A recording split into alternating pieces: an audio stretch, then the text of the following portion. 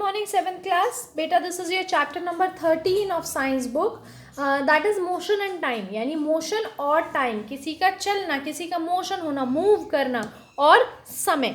ठीक है, तो इस चैप्टर को हम यहाँ स्टार्ट करते हैं. In previous class you learn about motion and different type of motions. पिछली क्लास में आपने मोशन के बारे में पढ़ा था और अलग अलग तरीके के मोशंस के बारे में पढ़ा था. Motion means movement. मोशन का मतलब क्या होता है? Movement.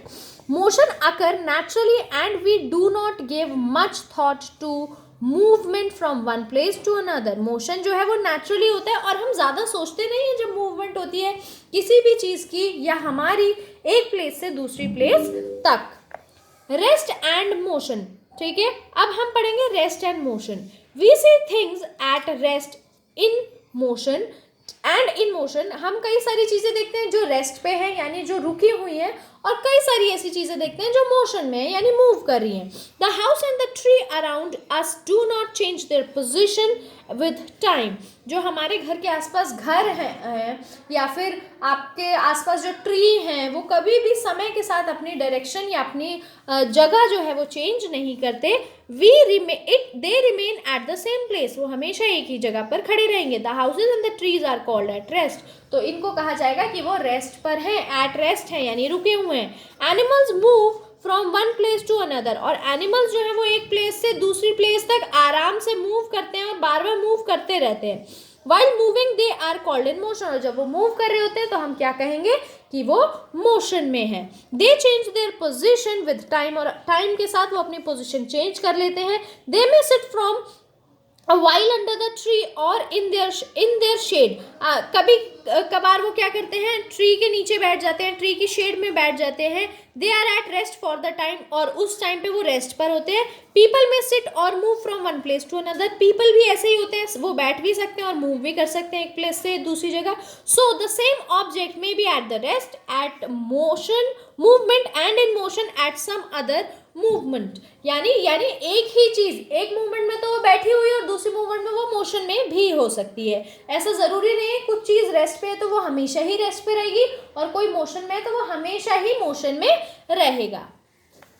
However, all the objects on the earth surface at the rest or in motion are moving with the moving earth in space. However, सारी चीजें जो हैं अर्थ की सरफेस पे, चाहे वो रेस्ट पे है चाहे वो मोशन में है, वो किस पर है? अर्थ के ऊपर है जो स्पेस में हमेशा मूव करती रहती है. Therefore, their rest and motion state are relative to the earth only. तो इसीलिए अगर वो चल रहे हैं या वो रुके हुए हैं ये हम किसके रिस्पेक्ट में बता सकते हैं? अर्थ के रिस्पेक्ट में. ठीक है. Any object is said to be in the state of rest or motion related to the seemingly fixed point. यानी fixed point पे देखते हुए आप कैसे पहचानते हो? आप एक गेम खेलते हो ना जिसमें आप क्लैप करते हो और फिर पीछे मुड़ के देखते हो और फिर आप क्या करते हो, एक फिक्स्ड पोजीशन उनकी होती है जिसको देखकर आप पहचानते हो कि ये अपनी जगह से मूव हुए हैं या नहीं मूव हुए हैं, वरना आपको पता ही नहीं चलेगा. For example, passengers in the moving train may be at rest at their seats or moving inside the car which reference to the car. यानी अगर कोई पैसेंजर बस में है तो बस तो मूव कर रही है, तो क्या हम ये बोलेंगे पैसेंजर भी मूव कर रहे हैं? नहीं, क्योंकि बस मूव कर रही है और बस के रिस्पेक्ट में वो लोग बैठे हुए हैं तो वो मूव नहीं कर रहे. But they all are moving with the moving car. मगर फिर भी वो अगर कार चल रही है या बस चल रही है तो उसके साथ मूव कर रहे हैं. Refer to the land poles and trees and houses outside. मगर अगर मैं बोलूँ कि आपको कैसे पता चला कि बस चल रही है, तो आप बोलोगे ये जो पेड़ है या फिर जो भी आपके आसपास सीनरी है वो भी तो मूव, वो उसके रिस्पेक्ट में आप क्या बोलोगे? चल रही है. अगर आप बाहर देखते हो तभी आपको पता चलता है कभी कभी कि ये चल रही है, या फिर गड्ढे आने के कारण जब बस ऊपर नीचे होती है तो उससे पता चलता है आपको. Hence, every movement or rest is actually a relative motion or rest. यानी जब भी आप किसी चीज़ को ये बताते हो कि वो रुकी है या फिर चल रही है तो आप किस चीज़ में बताओगे कि जो उसके साथ में चीज़ें हैं, जिस पे वो खड़ी है, जिसमें वो बैठी है, उसके रिस्पेक्ट में आप बताओगे. Slow and fast motion. अब धीरे और तेज चलना. Motion in an object can be slow और फास्ट. मोशन जो है किसी भी ऑब्जेक्ट का वो स्लो भी हो सकता है और फास्ट भी हो सकता है. If an object cover a given distance in a short interval of time it is said to be fast. यानी अगर कोई ऑब्जेक्ट कम समय में ज़्यादा डिस्टेंस कवर कर ले तो वो फास्ट है, और दूसरे हाथ पे अगर टाइम ज़्यादा ले रहा है और चल कम रहा है या धीरे धीरे चल रहा है तो वो स्लो है. For example, we may observe the bullet train travel very fast, bicycle is very slow. Bullet train इसीलिए आप फास्ट बोलते हो क्योंकि वो कम समय में ज़्यादा दूर ले जाती है और ज़्यादा जल्दी ले जाती है। और साइकिल स्लो क्यों है? क्योंकि वो ज़्यादा समय लेती है और धीरे धीरे चलती है। ठीक है, अब यहाँ पर है आपका मेजरमेंट ऑफ टाइम, यानी समय का आप मेजरमेंट कैसे करें। It is different to imagine a house, an office and a school without a clock. बहुत ज़्यादा मुश्किल है इमेजिन करना कि घर में किसी की घड़ी नहीं है, किसी भी ऑफिस में या स्कूल में कोई भी घड़ी नहीं है। A clock is a device to measure time. Clock ही एक ऐसी डिवाइस है जो समय को नापती है। For example, time interval between one sunrise and the next is a unit time known as a day. यानी एक सनराइज में और दूसरे सनराइज में आप क्या बोलोगे कि एक दिन पूरा हो गया। The time period from one sunset to sunrise is known as night. यानी जब सुबह से लेके सेट से लेके सनराइज तक आप बोलोगे एक रात हुई है। Similarly the time interval between one new moon and the next known as a month. यानी एक नए मून, यानी न्यू मून मतलब जब पूरा चांद होता है और दूसरा पूरा चांद आने तक एक महीना होता है। The time taken by the earth to complete one revolution of the earth is known as a year. यानी सूरज का एक चक्कर लेने में जो अर्थ को समय लगता है उसको आप ईयर बोलते हैं। People uses instruments like sun dials and hour glass to keep track of time. मगर जब घड़ियां नहीं थी तो लोग सन डायल्स का इस्तेमाल करते थे, यानी सन की उसकी छाँव से एक कोई भी गोल सा चीज़ ले लेते थे और उसके ऊपर एक चीज़ को खड़ा रखते थे। जैसे पेंसिल को अगर मैं ऐसे खड़ा रख दूं और परछाई से मुझे पता रहेगा कि कितना समय बीतता जा रहा है। जैसे जैसे सन घूमेगा वैसे वैसे पेंसिल की परछाई जो है वो चेंज होती रहेगी। या फिर एक आता है आर ग्लास, जिसके अंदर आप रेत डालते हैं तो कुछ समय के लिए वो नीचे गिरती रहती है, जैसे वो पूरी गिर जाती है। आर ग्लास मतलब उसमें 1 घंटा हो जाता है जब पूरी रेत नीचे गिर जाती है। ठीक है, तो इस तरीके से टाइम का ट्रैक रखा जाता था। The movement of the shadow of the rod stuck upright in the ground whose shadow changes the direction with the movement of the sun across the sky was used to make crude sundial। sundial मैंने आपको बता दिया, जैसे ये है परछाई से हमें समय का पता चलता था। और आर ग्लास में दो बल्ब जैसे आपको पता है ये है आर ग्लास, इसकी जब पूरी रेत नीचे चली जाएगी। Another commonly use devices in the early time was an hour glass also called as sand clock. और आर ग्लास को सैंड क्लॉक भी कहा जाता था पहले के समय में। It was based on the principle that all the sand from the upper chamber falls into the lower chamber through tiny pore in 1 hour। और क्या कहा जाता था, मतलब यहाँ से यहाँ तक आने में 1 घंटा लगता था। जब रेत पूरी नीचे गिर जाती थी 1 घंटा हो गया। ठीक है, Once the upper chamber of the hour glass is empty, it is turned upside down। और जैसे ही ऊपर का आर ग्लास खाली हो गया इसको उल्टा कर दिया जाता था, ये ऊपर आ जाता था, ये नीचे, फिर वो रेत गिरना शुरू कर दिया जाता था। The advanced devices of time measurement used by the people of oldest time were candle clock। और एक और तरीके से टाइम का मेजरमेंट किया जाता था जिसको कैंडल क्लॉक बोला जाता था। देखो ये कैंडल है और इसके ऊपर कुछ समय लिखा हुआ है, तो उस तरीके से कैंडल का इस्तेमाल किया जाता था।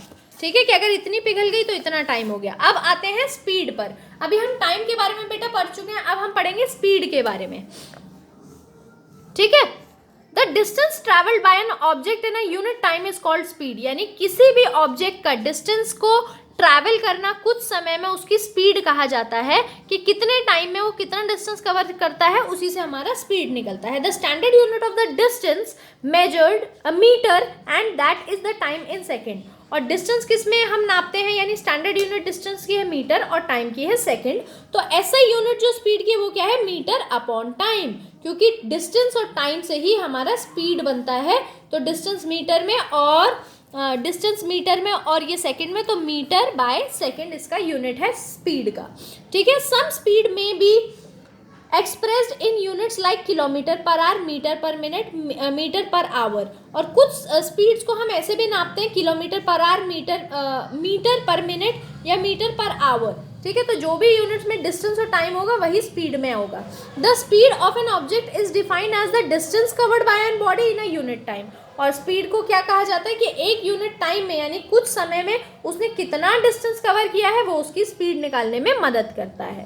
If you cover the distance between your house and school by बस, यानी अगर आप अपने घर से स्कूल तक बस में जाते हैं, यू रीच फास्टर, आप जल्दी पहुंच जाएंगे बजाय जबकि आप किसी साइकिल से या वॉक करके जाएंगे। सिमिलरली जब डिस्टेंस दिल्ली टू मुंबई आपको कवर करना है तो अगर आप एरोप्लेन से जाएंगे तो जल्दी पहुंच जाएंगे, बस या कार से जाएंगे तो बहुत स्लो पहुंचेंगे। It is noticed that during the same time interval the aeroplane is able to go faster and the train or the car। तो कैसे पता चला हमें एरोप्लेन फास्ट है और ट्रेन और कार जो है वो स्लो है? क्योंकि सेम टाइम में, जैसे अगर मुंबई से दिल्ली पहुंचने में या दिल्ली से मुंबई पहुंचने में 1 घंटा लग रहा है तो एरोप्लेन से आप 1 घंटे में पहुंच जा रहे हो एरोप्लेन से, मगर ट्रेन से आप पहुंच रहे हो 2 दिन में या 4 दिन में, तो आपको अपने आप पता चल गया कि भाई इसमें तो बहुत ज़्यादा समय लग रहा है, डिस्टेंस तो उतना ही है, तो इसीलिए वो स्लो है।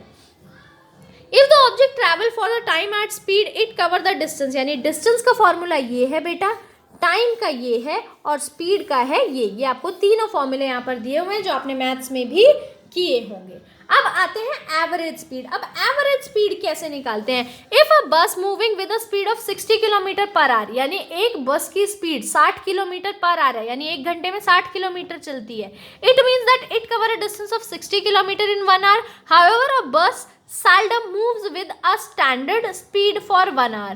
ठीक है, अब 1 घंटे में उसने 60 किलोमीटर उसकी स्पीड है, तो 1 घंटे तक सपोज वो उसी स्पीड पर चला, it start moving slowly and then picked up speed, फिर वो थोड़ा धीरे चलने लगी, फिर उसने स्पीड पकड़ ली। So we usually consider only the total distance covered by it in 1 hour. ठीक है, तो ऐसा भी होता है, ज़रूरी तो नहीं है जिस भी व्हीकल में आप ट्रैवल कर रहे हो वो हर टाइम एक ही स्पीड पे चले, जब ब्रेक भी मारना पड़ता है, स्लो भी हो जाती है, ट्रैफिक आता है तो, फिर तेज़ भी हो जाती है, खाली रास्ता आता है तो। ठीक है, तो हमेशा हम क्या करते हैं, टोटल डिस्टेंस कवर जितना वो करती है 1 घंटे में उसी को कंसीडर करते हैं। We do not bother whether the bus has been moving with a constant speed nor during the hour. ठीक है, तो हम कभी भी ये कंसीडर नहीं करते कि बस स्लो हुई पहले कि फास्ट हुई, वो हम हमेशा ये करते हैं कि 1 घंटे में उसने कितना किलोमीटर कवर किया। The speed calculated here is actually the average speed. तो स्पीड कैसे कैलकुलेट की जाए, तो हम इसकी एवरेज स्पीड निकालते हैं बेसिकली कि टोटल डिस्टेंस यानी टोटल कितना किलोमीटर उसने कवर किया और कितने समय में किया, 2 घंटे में किया, 4 घंटे में किया, तो उससे हमारी निकलती है एवरेज स्पीड। ठीक है बेटा, यहाँ पर आपको कुछ न्यूमेरिकल्स दिए हुए हैं इसके साथ, वेलोसिटी के साथ, जो हम अपनी नेक्स्ट वीडियो में, ओके आपका एक पार्ट और रह गया यहाँ पे।